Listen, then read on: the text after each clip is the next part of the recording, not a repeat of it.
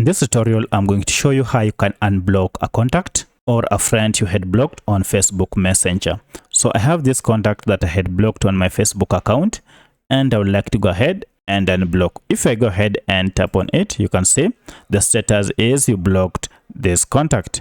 To unblock, there are two ways you can do it. From here, you can just go ahead and tap on unblock and it will be done.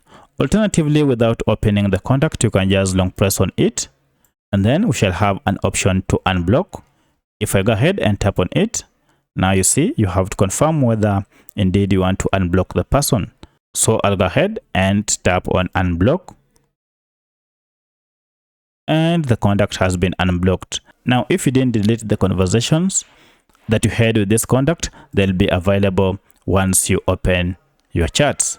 So that's how you unblock a friend on Facebook. If you have any other question, kindly let me know in the comment section. Otherwise, if this video was helpful to you, kindly hit the like button and subscribe to this channel to support me. Thanks for watching, and let's meet in the next video.